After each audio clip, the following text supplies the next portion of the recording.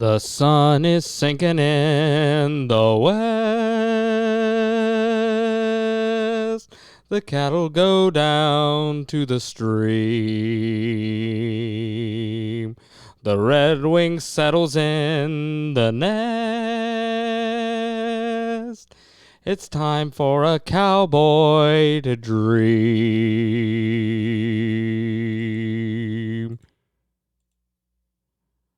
Purple-eyed in the canyons, that's where I long to be with my three good companions, just my rifle, pony, and me. Oh, hey guys, welcome back to the Weekend News Bulletin. My name is Trey Harris. Thank you for joining me, and well, what can I say? I just love the movie Rio Bravo. Haven't watched it recently, but I have had that song stuck in my head for about 3 weeks now. And I have no idea why I chose to sing it, but hopefully it at least entertained you a little bit because, as you guys have seen, the news has been a little bit of a downer lately. And, of course, I haven't been able to cover it because we've been sick for like 2 weeks. Now, last week, if you saw the little live stream I did, if you could understand what was going on, because we were at the beach and there was really bad reception. Let's see. Instead of showing you, why don't I just tell you? So let's go here.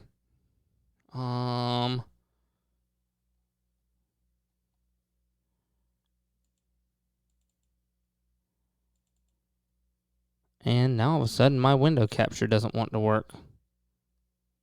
There we go. That'll work.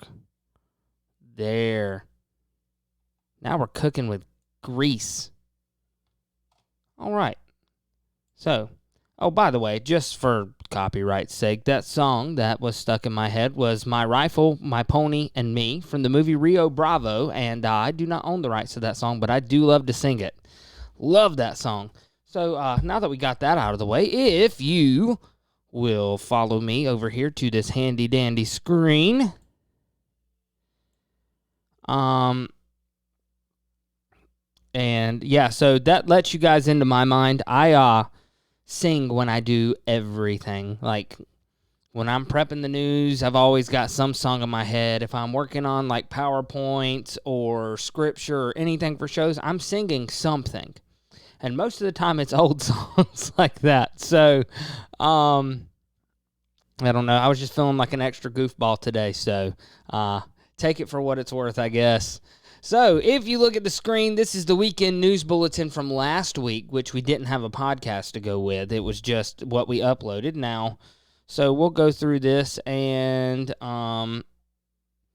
there is a featured article, Articles of Impeachment for Antony Blinken, written by yours truly, which not that there's anything impressive about it. It's literally like maybe 2 paragraphs and a quoted tweet.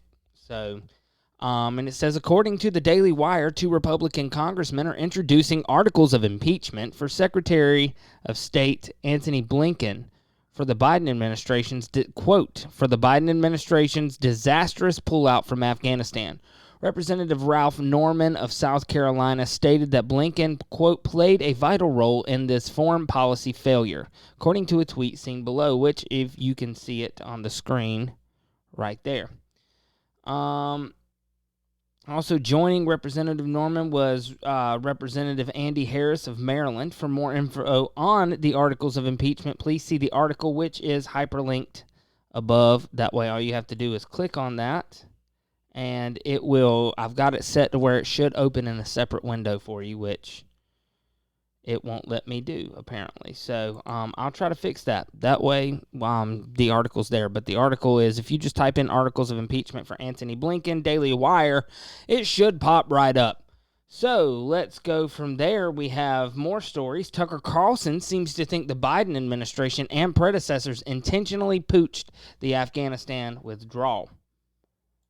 Now, I first heard about this story from the Cross Politic daily news briefs. Cross Politic is a is a Christian politics talk show run by a Presbyterian church in Moscow, Idaho. They've got some really unique insights on the news, things like that. Of course, I don't agree with everything they say theologically, but they do have some interesting stuff. So Tucker, this is how to humiliate the U.S. And it says, this is a rush transcript from Tucker Carlson tonight, August 26, 2021. This copy may not be in its final form and may be updated. Tucker Carlson, Fox News host. He said, "Good evening and welcome to Tucker Carlson tonight. Let's say you had deep animus against the United States. Let's say you hated the country and wanted to permanently knock the U.S. from its perch as the preeminent world power, and to degrade and humiliate America for good. You might use Afghanistan to do that, and if you wanted to, here's what you might do. First, you would delay your withdrawal from Afghanistan for 19 years, long after there was any national security justification for being there.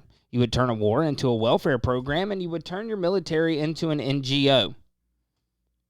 That would humiliate everyone involved. You would spend trillions of dollars to do this, but you would be absolutely certain to get nothing in return for that money, apart from dramatically increasing the local corruption and making opium poppy as the national crop. As the occupying power, you would run Afghanistan so badly with such unbelievable stupidity and overbearing arrogance that by the end, much of the population would yearn for the return of brutal religious extremists. Then, when it was finally time to go, you would ignore the relevant details of withdrawal. You wouldn't plan your exit. You would just hope for the best. What could go wrong in a country controlled by the Taliban? When crowds of desperate people showed up, as they inevitably would, begging to be evacuated, you'd be certain to give preference to the foreign nationals, the ones who might hate you and prefer Sharia law to democracy. They would get the first seats on the plane. As for your own citizens, the people you exist to protect, well, you just wish them luck and leave them behind. You wouldn't even bother to get all their names because who really cares? Then, having done all of that, you would go on television back in your own country to brag about what an amazing job you've done. You'd call yourself a hero. You'd compare your evacuation of Kabul to the Berlin airlift, and once you've done that, the rest of the world would know you're not simply incompetent and weak, but you're also delusional. You're a lunatic with no self-respect. Having learned all of that, your enemies just might conclude that now is the perfect time to take advantage of your diminished condition. And today in Kabul, they did just that. A terror bombing at the airport killed 90 people and injured 150 more. 13 of the dead were American servicemen, 12 Marines, and a Navy corpsman. For the U.S. military, it was the single deadliest day in Afghanistan in a decade. It was a tragedy, and we saw it on television. In moments like this, Americans turn instinctively to their president for perspective and leadership.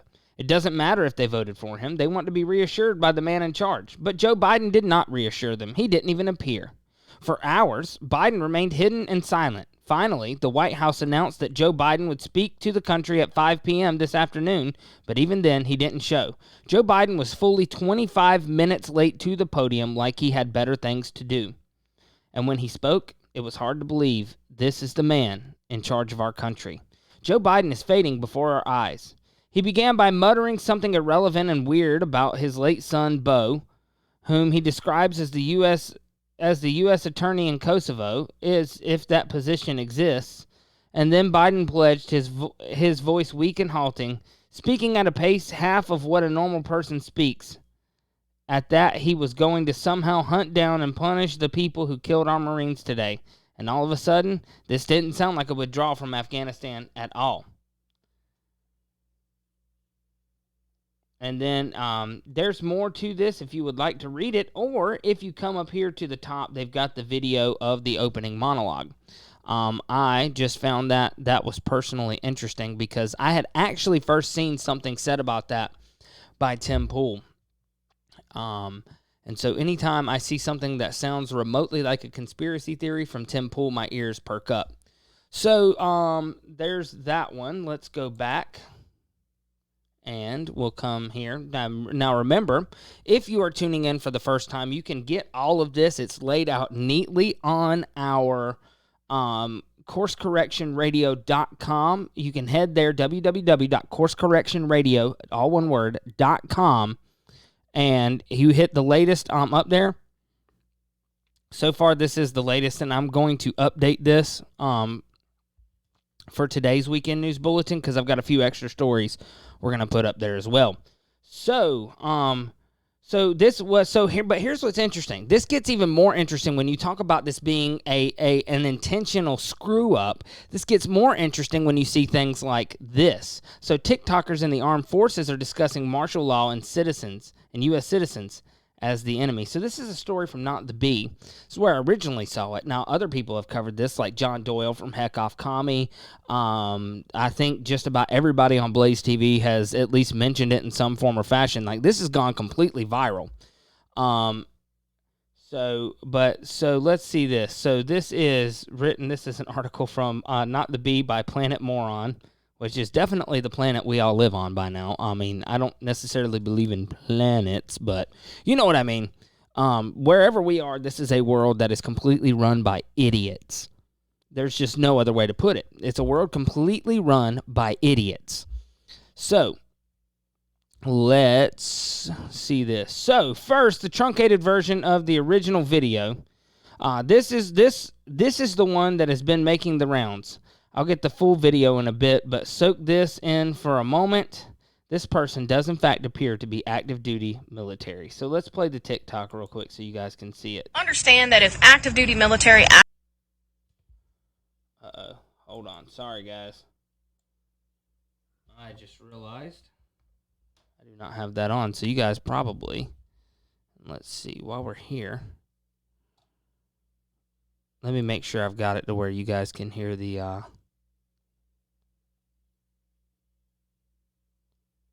All right, great. We've got it up there. All right, so here we go.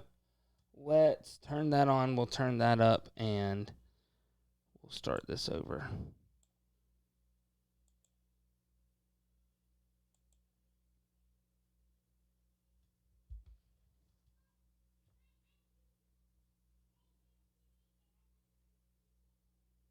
Not get in your house when I tell you to? Sorry, guys. I have no idea why this isn't working like it's supposed to, so let's try that again.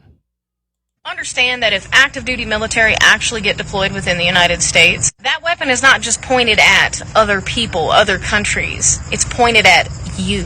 If you do not get in your house when I tell you to, you become the enemy. Martial law. Understand that if active duty military actually get deployed... Martial law. Oh, my goodness. So these are the bright lights they've got in the military now. Now, understand. Let's just understand this. I heard a great point made about this, is this a person trying to say of the incoming martial law? Maybe, maybe not. It seems more like somebody who is some sort of weirdo that likes to fantasize about turning her service weapon on the people who tormented her when she was either in school or whatever, because unfortunately this is a tortured soul. Most woke people are. They've got a chip on their shoulders, and wokeness is, for whatever reason, wokeness is how these people feel power. And so this is actually just really heartbreaking, because this is somebody who was tormented so much as a young person that they literally hate the country that they grew up in. And so let's read some of it. So it says, understand that if active duty military actually get deployed within the United States, that weapon is just not pointed at other people, other countries. It's pointed at you. If you do not get in your house when I tell you to, you become the enemy. And the article goes on to say, I'm just spitballing here, but I think active duty military personnel should probably talk about things other than pointing weapons at American citizens. Really.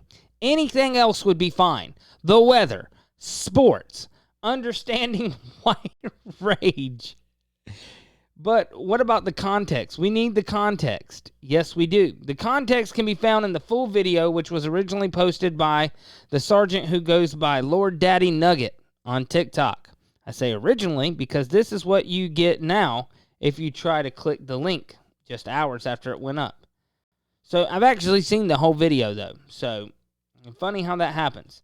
In any case, it appears to still be available on Twitter. So there is a language warning. I just wanted to give that real quick, but just so you guys can get the whole context, here's the video. That sounded like a terroristic threat. Because not you talking about a bunch of gun owners going out and starting a bloodbath. Like, have you never heard of the Insurrection Act? There's reasons why the military doesn't deploy within the U.S. And if they did, your little good old boy system is not going to fare well for you. Understand that if active duty military actually get deployed within the United States, that weapon is not just pointed at other people, other countries. It's pointed at you. If you do not get in your house when I tell you to, you become the enemy. Martial law. You know, where your rights get curtailed. You don't have all those same freedoms that the Constitution guarantees at that point. So be careful what you wish for. And stop opining about things you don't understand. Okay, bye! So it's the rednecks. It's the rednecks' fault. Look, we just talked about this last week on the Apostate Report. Everything's coming back to conservative white people. It's their fault for everything. So apparently she was responding to something with... my guess would be somebody who was patriotic and talking about their Second Amendment rights. That's kind of what it sounds like. So, the article says, as you can see, Lord Daddy Nugget was responding to a woman who had made her own video. Here's a screen cap. She's the one in the background. The woman had a message for our military. This is a message for our United States military, the Air Force, the Army, the Navy, the Marines, Coast Guard, SpaceX. Yeah, she said SpaceX. Not exactly a big credibility builder. She might as well have added the Jedi Order and F-Troop. In any case, her message was more of a question. So given that the military swears an oath to uphold the Constitution, where are you? Quote, you've got millions and millions of gun owners who are all ready to talk out and start a complete bloodbath. And we're beginning to wonder where our military is. I would put this in the loon category, to be honest. People are rightfully upset, but talking about the Coast Guard getting together with Elon...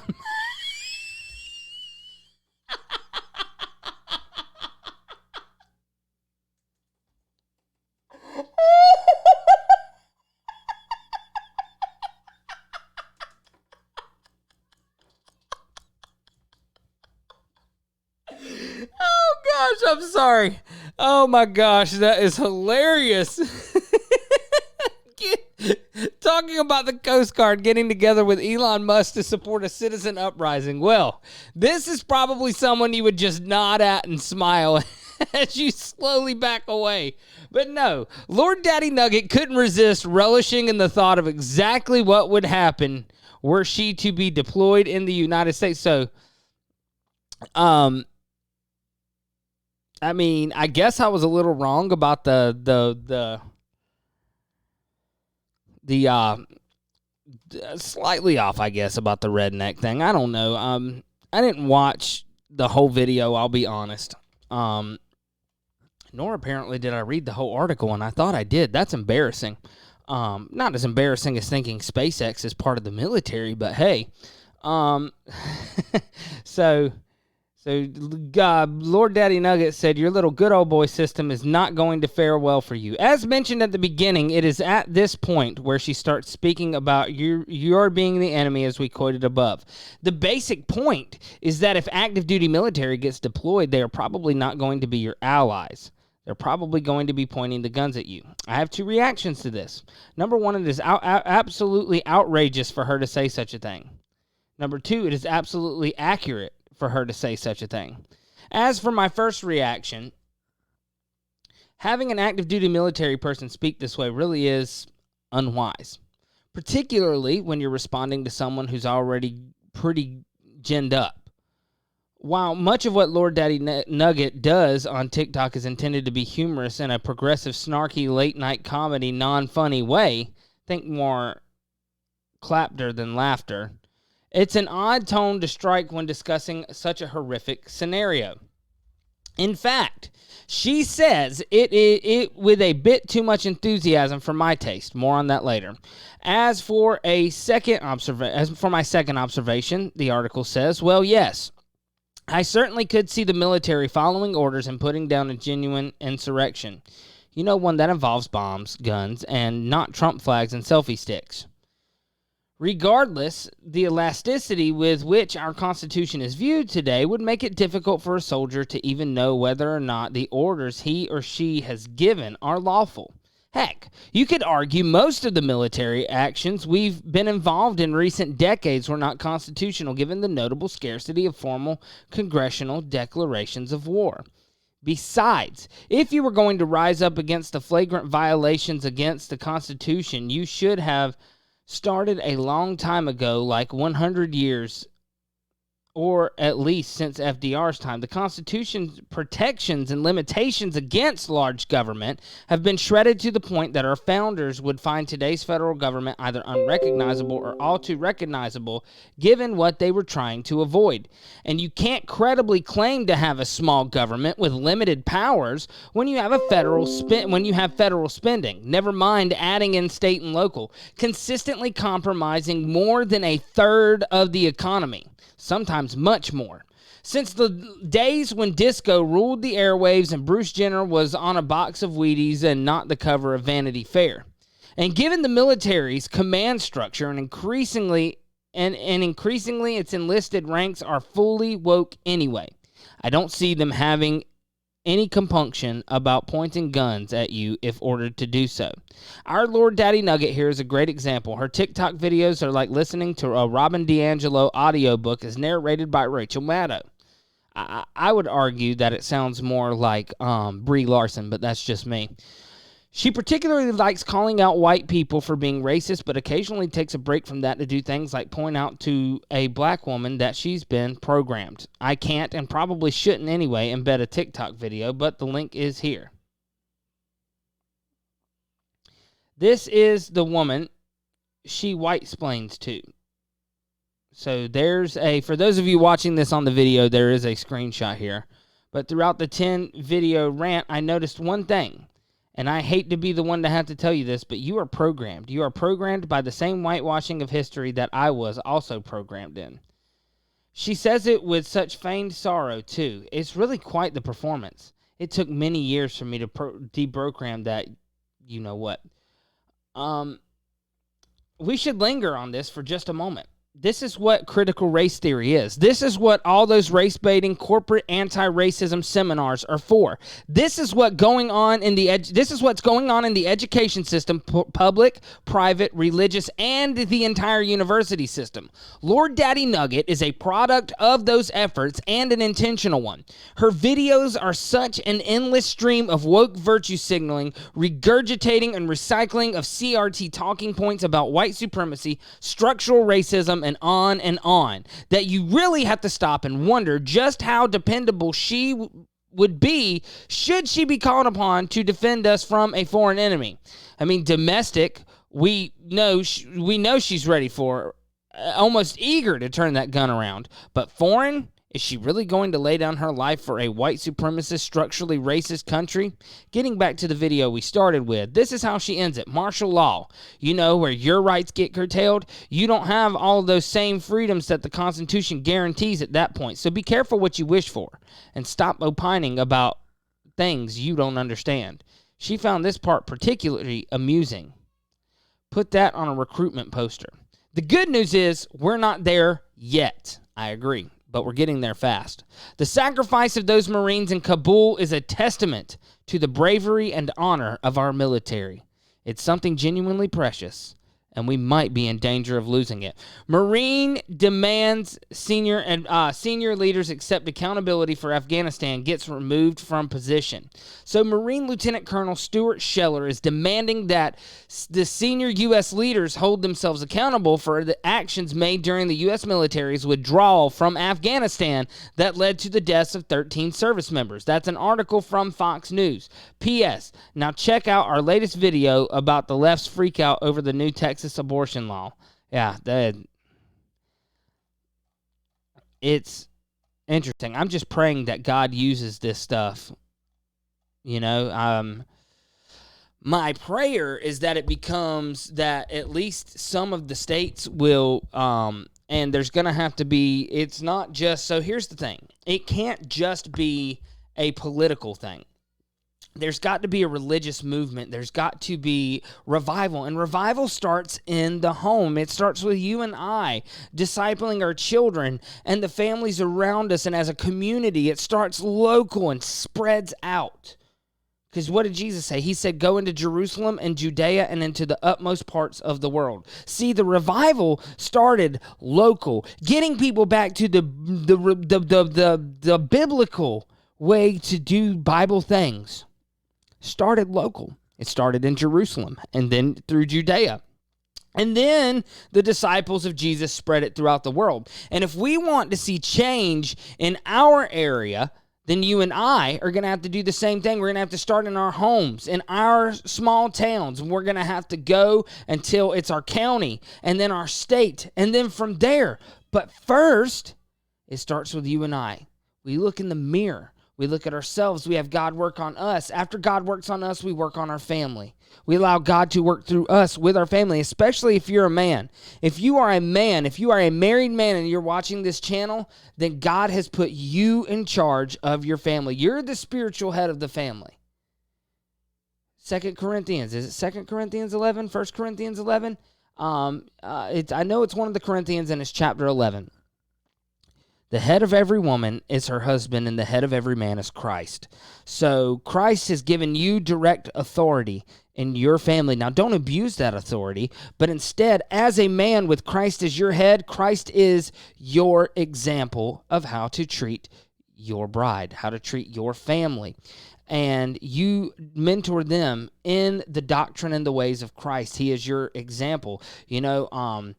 David Carrico says all the time, the C, the D, and the E, the cross, the doctrine, and the example of Christ.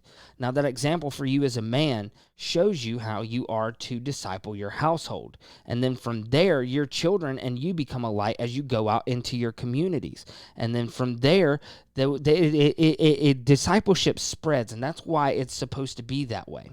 That's why Jesus said, go out into all the world and teach them, baptizing them in the name of the Father, the Son, and the Holy Spirit, teaching them to observe all that I have commanded. Yeah, the church has forgotten that part.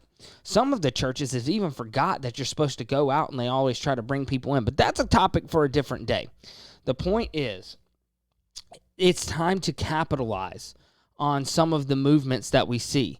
Yes, we don't fix our situation through politics, but now we see that there is a resurgence for people to want to at least do things closer to a biblical way, and the way that we get them all the way to a biblical way is we have to be a good witness. We have to be disciplers. Like Jesus said, we have to fulfill the Great Commission. I hope that's making sense. So let's go back and let's go to our next story.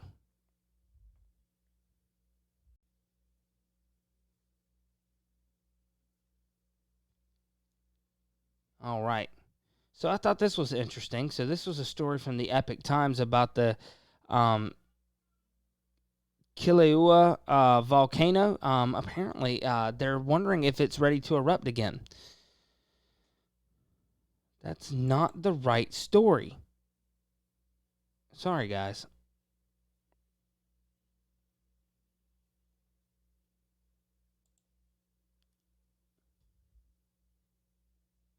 All right, there we go. So explainer. Is Hawaii's Kilauea, I'm not even going to try to pronounce that, volcano going to erupt again? Scientists say the immediate potential for an eruption at Hawaii's that volcano has declined after earthquakes and ground swelling subsided in the 24 hours leading up to Thursday morning. Earlier in the week, the quakes and changes to the ground surface prompted scientists to say the mountain could once again disgorge lava. Here's an interview of the latest developments there. What activity did science see? Scientists at the Hawaiian Volcano Observatory on Monday noticed a surge of earthquakes and the ground swelling at the southern part of the crater at the mountain summit.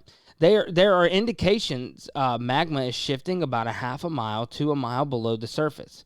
It's not uncommon for this place to have earthquakes, which could indicate rocks are moving.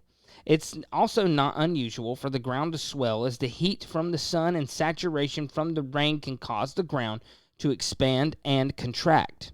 However, the earthquake and ground swelling at the same time indicated magma was on the move. Quote, we got a lot of earthquakes here, and we can get a lot of deformation here.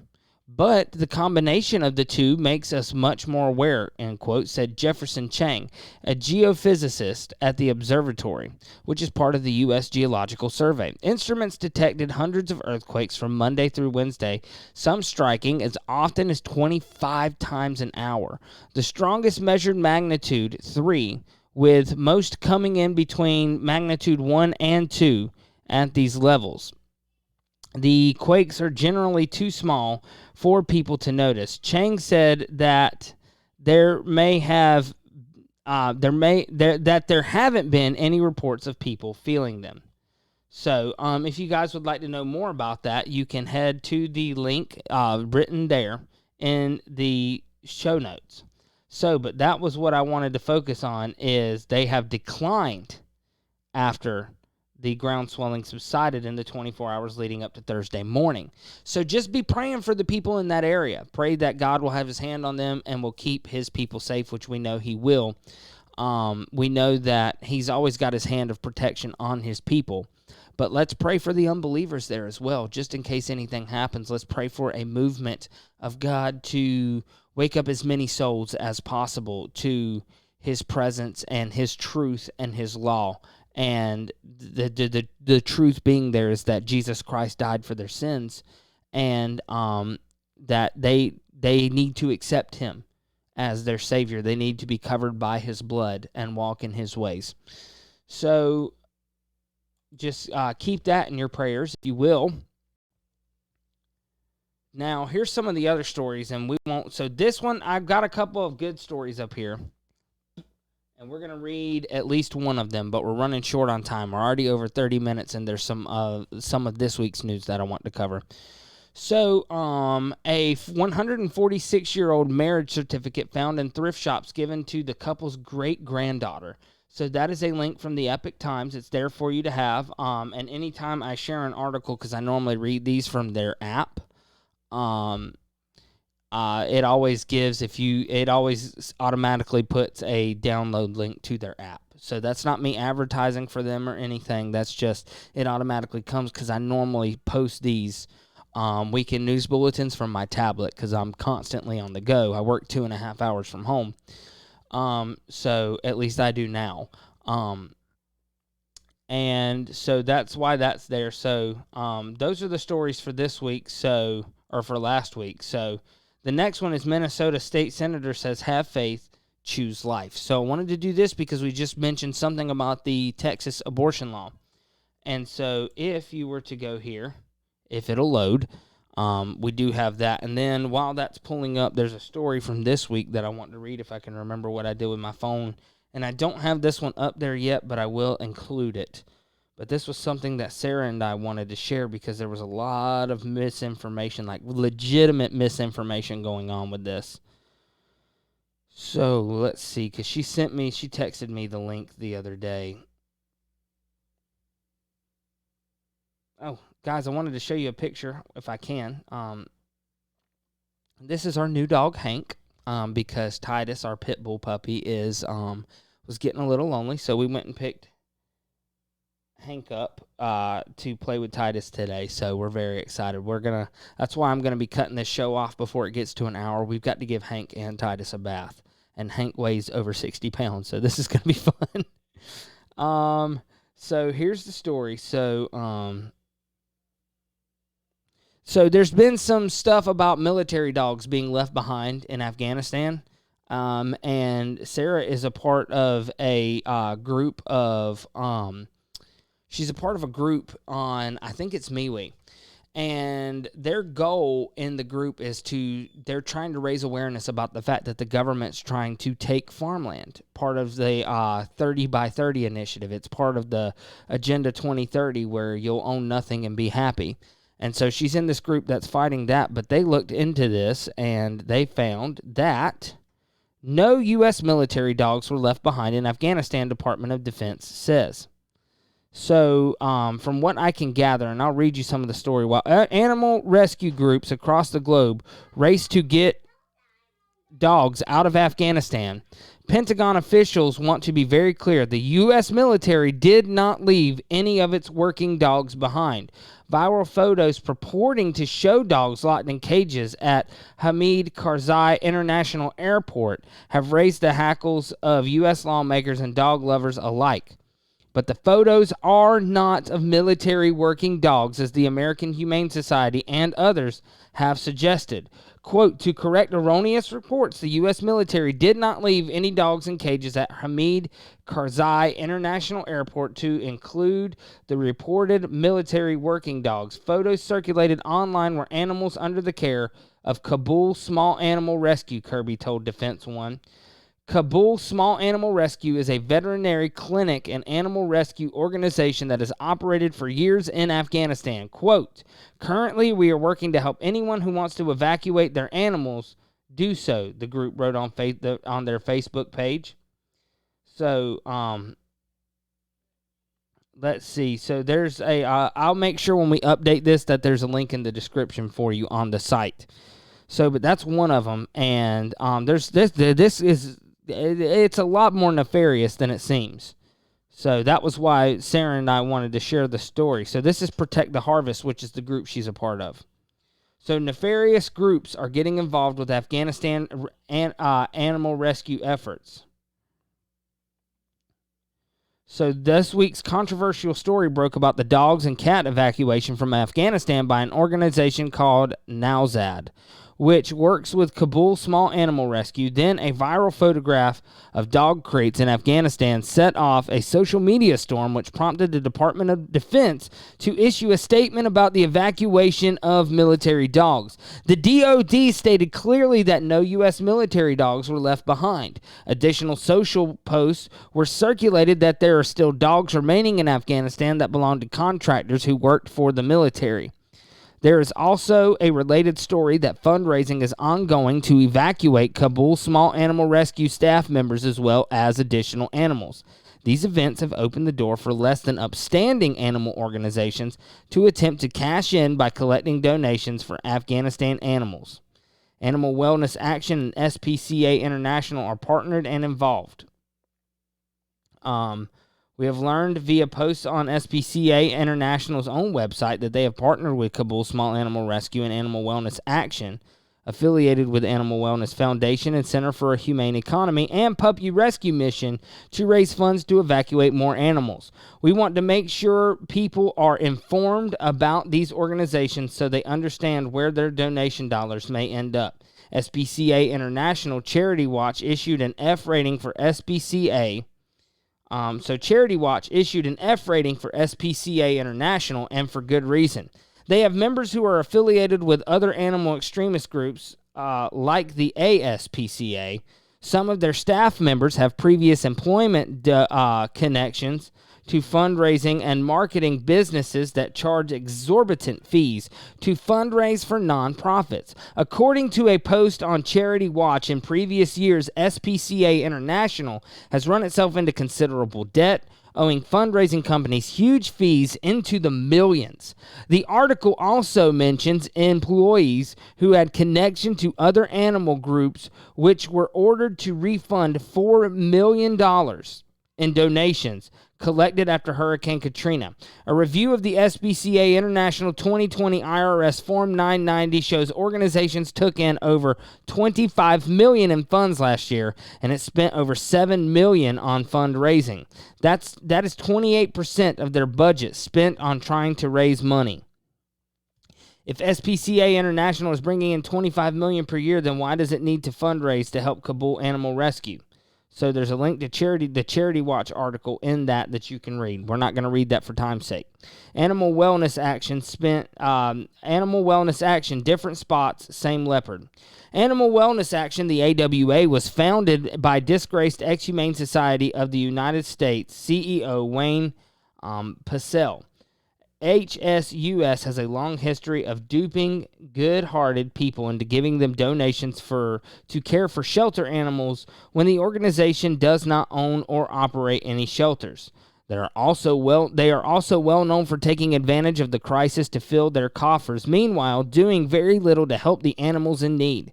As the CEO of the HSUS, Pacell was called before the federal government Environment and Public Works Subcommittee. He was grilled and castigated by Senator Inhofe for taking millions in donations from Oklahomans after the Moore tornado and spending little to nothing to help Oklahoma animals. There's a lot more to say about Pacell and his lack of integrity, including 19 sexual harassment claims made against him by HSUS staff members. So, you get the point. We're not going to get into all that because that, to me, that doesn't have anything to do with this. That's just character assassination. But I get what they're trying to do. So animal extremist groups never missing out on the opportunity to take advantage of the crisis. And this is why I wanted to share this article with you. So animal extremist groups love a good crisis. It is a fundraising opportunity for them, so much so that they compete with each other when a crisis arises. Over the years, we have exposed the activities of various animal extremist groups and their unscrupulous fundraising tactics. We are not alone in this effort. Our friends on the Humane Watch, Animal Activist Watch, and Center for Consumer Freedom have also been working to expose the activities of these groups for years. Additionally, it was no surprise to learn that an affiliate of the SPCA International had worked for an organization that was ordered to refund donations over Hurricane Katrina. The practice of taking advantage of a crisis is an old and well-versed practice of animal extremist groups. The following list includes links to information about the tactics and spending. And so, just to basically summarize what's going on here is so Sarah was the one that did a lot of research into this stuff because, like I said, she was a part of this Save the Harvest group. So, from what I have gathered from her, there are groups that believe that dogs, like they're trying to abolish the service dogs of any kind, whether it's for blind people or any type of service dog for anything, whether it's a therapy animal for autistic children, whatever it is. Farm animals like cattle that pull plow equipment, they're trying to get rid of all of that. They're trying to undo God's established order because that's why God gave us these animals. So, hold on.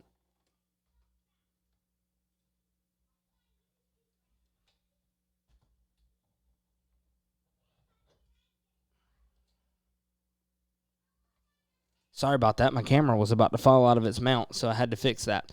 But these groups are basically, from what I understand, from what Sarah told me when she looked into it, and, I trust her. When she goes digging for something, she really digs. She said that these groups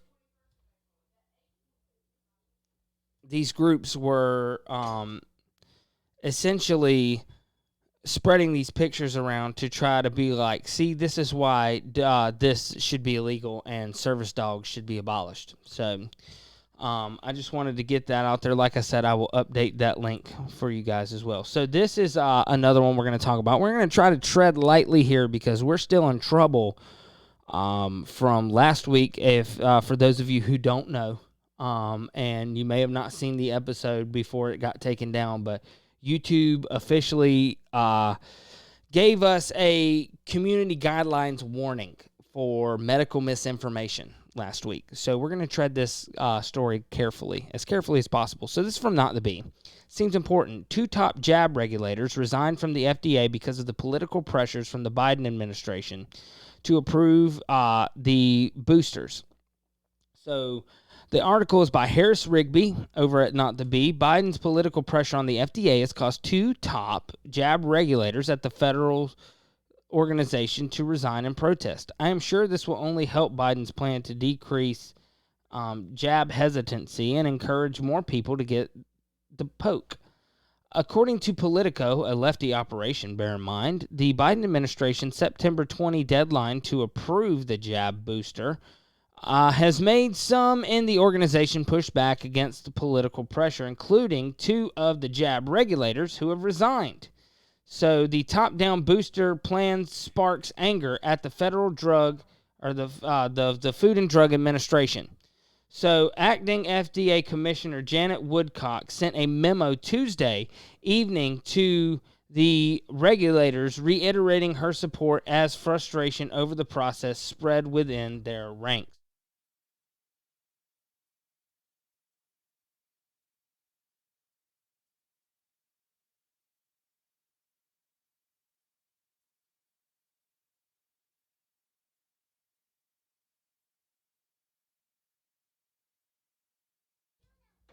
All right, so there's a link to the Politico story in that. So, and the rest of the article you can find here. So, for sake of time, we're going to go to the last story because it's time for us to go wash these dogs. So, let's see.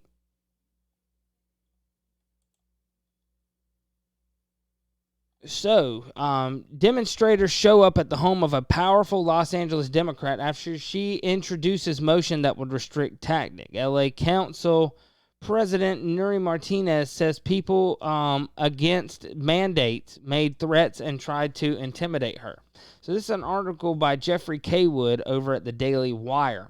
One day after the Los Angeles City Council ordered city attorneys to draft a law prohibiting protesters from coming within close proximity of their homes. Council President Nuri Martinez said a group showed up at her residence, trespassed on her property, and filmed her house and the contents of her car. Martinez, a Democrat who is in line to become acting mayor if Mayor Eric Garcetti is confirmed as the next U.S. ambassador to India, posted a video of the alleged intruders to social media on Wednesday.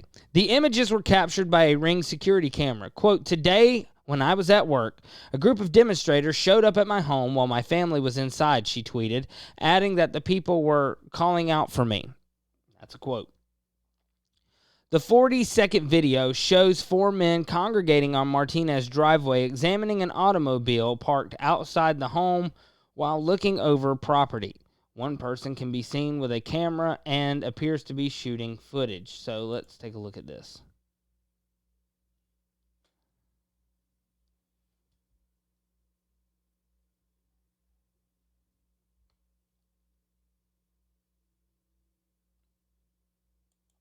And let me just add that there are ways to protest. Trespassing on somebody's yard is not the way to do that. That's their property. And you just have to, people need to ask themselves, how would I feel about them showing up on my property? People's property needs to be respected, regardless of if they are above board, if they're corrupt. It really just doesn't matter, because at the end of the day, you have to ask, when you do things like this gives them the fuel to want to take away your freedoms even more. January 6th is a great example of that.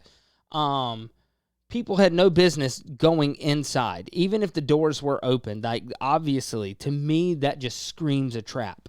And this is exactly what this is. So, whether they were baited there, what, this screams trap. So, if you're ever in an area where something like this happens, please use discernment. Don't do things like this. This is a knuckleheaded move.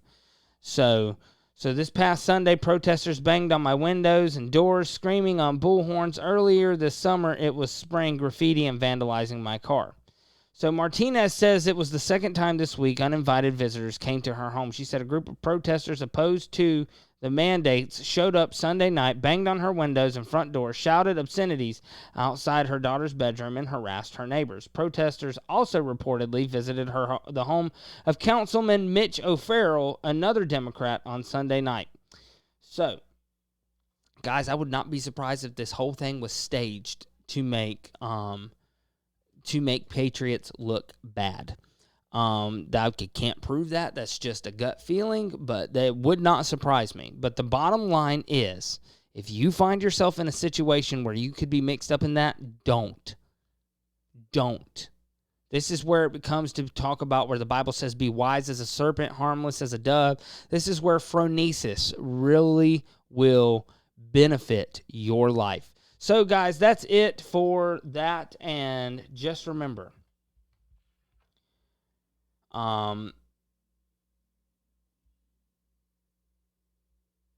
number one, phronesis, like I just said. Number two, if you go anywhere, don't forget your three companions, your rifle, your pony, and you. So that's about all I got on a serious note. Y'all have enjoyed the rest of your weekend. Happy Labor Day to those of you who are observing it. I hope that you enjoy it, and we will see you later on this evening for our main Sunday night podcast. We're going to be looking at Romans 13 and what that actually means. We're going to look at two completely different sides of the spectrum. We're going to examine those arguments, and we're going to look at the text for ourselves to see whether Romans 13 really means we should submit to the government, and if so, how. So we'll see you guys later on the Course Correction Radio Weekly podcast, and y'all be blessed. Good night, everyone.